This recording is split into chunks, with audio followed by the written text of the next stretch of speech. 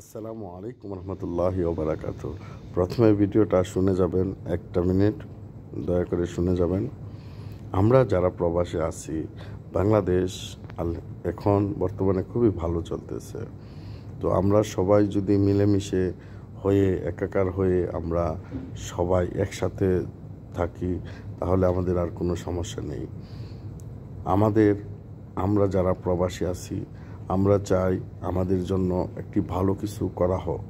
আমরা প্রবাসীরা যখন দেশ থেকে যাব, তখন আমরা কি করব?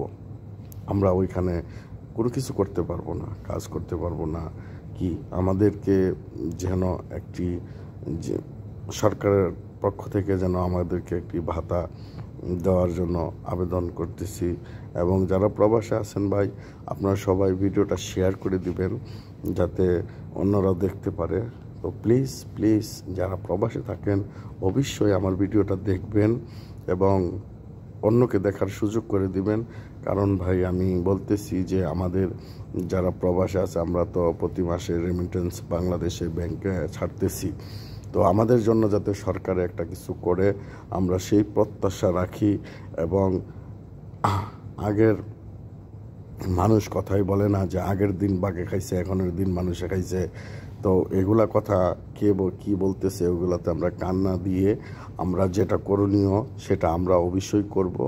তবে আমাদের একটাই আকুল আবেদন প্রধানমন্ত্রীর কাছে, এখন বর্তমানে যেই প্রধান আছেন আমাদের বাংলাদেশে ডক্টর আমরা তার উদ্দেশ্য বলতেছি যেন ডক্টর স্যারকে আমরা এই সহযোগিতা এবং হাত বাড়িয়ে দিব আমাদের জন্য, যাতে কোনো কিছু একটা করা হোক।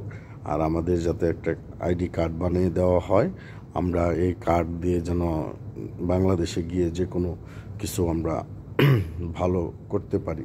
ঠিক আছে? তো ভালো থাকবেন, সুস্থ থাকবেন, সবাইকে জানতে পারে সেই সুযোগটা দিয়ে দিবেন। ধন্যবাদ সবাইকে, ভালো থাকবেন। আল্লাহ হাফেজ। আসসালামু আলাইকুম রহমতুল্লাহি ওয়া বারাকাতুহু।